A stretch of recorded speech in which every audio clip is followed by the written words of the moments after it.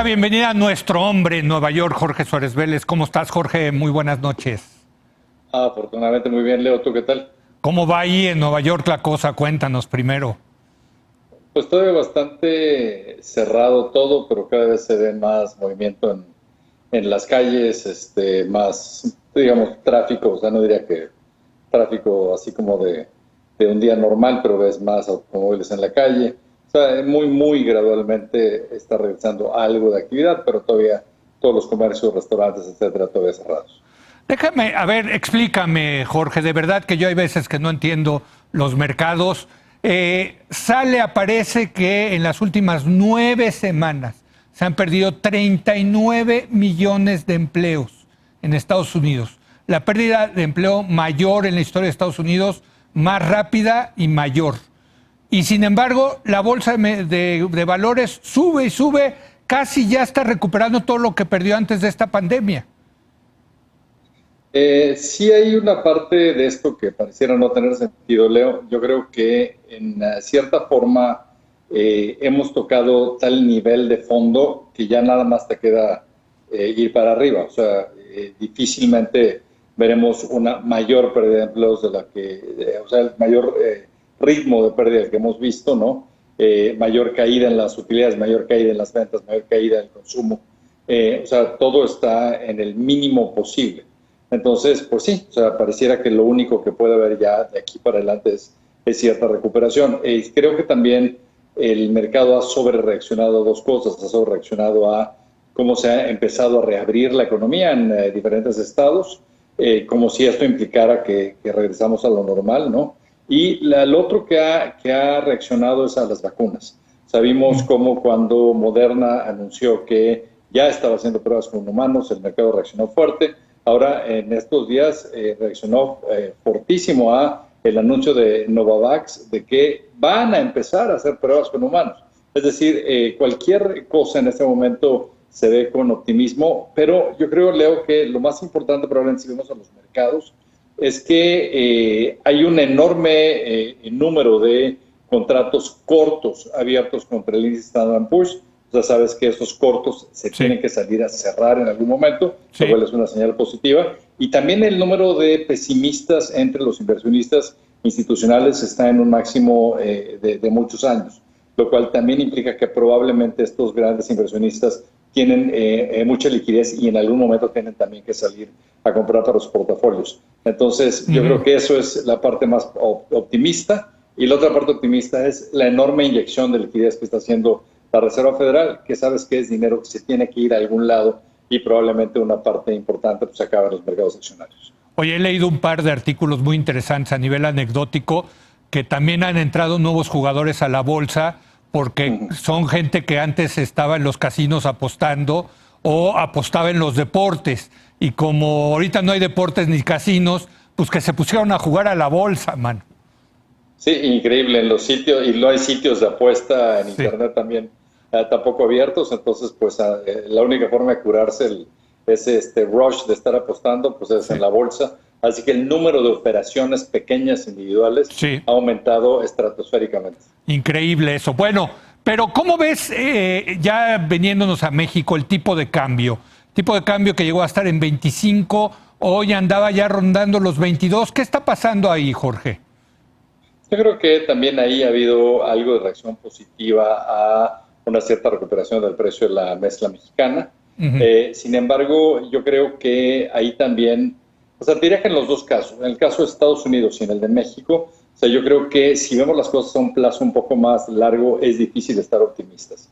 En el caso de Estados Unidos, yo creo que la posibilidad de que haya una recaída, ¿no? Dado que se está reabriendo la economía sin que haya ni terapia, ni vacunas, ni pruebas suficientes, yo creo que es una probabilidad alta. Y en el caso de México, yo creo que la probabilidad de que sigamos en esta caída constante hacia perder el grado de inversión, yo creo que es muy probable. Y eso genera una posible caída importante en inversión extranjera que implica menor demanda por pesos y que debería también ser negativa para el tipo de cambio, sin que aquí esté pronosticando yo una gran devaluación, ni mucho menos, pero sí creo que irá más hacia los 25 que hacia los 20, digamos. ¿no? Sí, pero exactamente, pero ahorita va hacia los 20, esa es la gran, lo cual te dice pues que hay gente comprando pesos.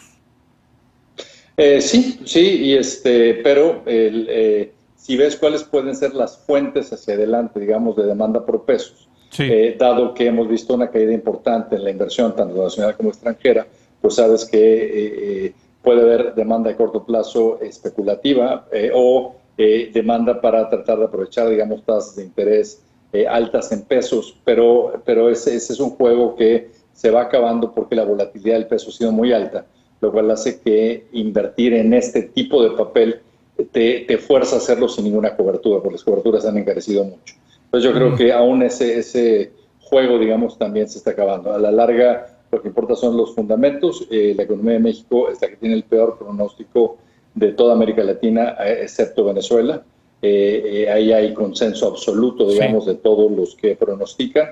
Y eso pues, es negativo. Yo creo que temas como lo que acaba de pasar con energía se están apenas empezando a digerir en Estados Unidos, pero eso va a costar. Y algo que yo creo que también es un gran riesgo, Leo, son las elecciones en Estados Unidos. Yo creo que si en Estados Unidos seguimos viendo, digamos, esta baja gradual de contagios mientras México sigue en ascenso, yo creo que la tentación de Trump de cerrar la frontera va a ser muy alta, porque le ayuda esta narrativa a su campaña para las elecciones de noviembre, le permite reforzar el tema del muro, el tema del peligro, digamos, de los mexicanos, y yo creo que ese es un riesgo también que tenemos encima, y lo único que nos lo quita un poco es que pareciera que el enemigo favorito para esta elección son los chinos, pero le sigue viniendo como anillo al dedo ahí sí la posibilidad de cerrar la frontera.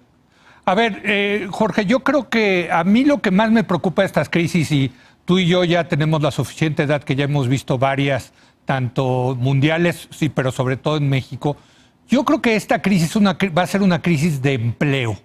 Va a ser muy difícil y muy tardado recuperar los empleos en Estados Unidos y en México. No sé si coincidas. Coincido absolutamente, Leo, y yo creo que hay algo que es muy importante que tenemos que subrayar aquí. Dado el tipo de ayuda que ha dado el gobierno de Estados Unidos a las empresas que tuvieron un gran golpe, digamos, de liquidez, estas empresas no están pudiendo despedir gente. O sea, algo que es, por ejemplo, increíble, es que las aerolíneas no han despedido a un solo empleado. Lo van a poder despedir hasta finales de septiembre. Entonces, yo creo que aquí hay muchos sectores que están fuertemente afectados, cuyo golpe todavía no está ni siquiera reflejado en las cifras de empleo. Y yo creo que mucho del golpe que se le dio a sectores que ya venían de bajada, ¿no? Por ejemplo, el sector comercial, muy afectado por Amazon, por ejemplo, o sea, sectores, digamos, de este tipo que ya tenían algo de fondo, digamos, que le estaba afectando. Eso yo creo que lo único que hizo esta crisis es acelerar esa caída, pero una caída que era inevitable. Sí. Y yo creo que mucho del daño va a ser permanente. Y bueno, en este sentido, para terminar, nos quedan 2 minutos, Jorge. Por lo que entendí, entonces, pues sí estás preocupado y ves un panorama no muy alentador para México.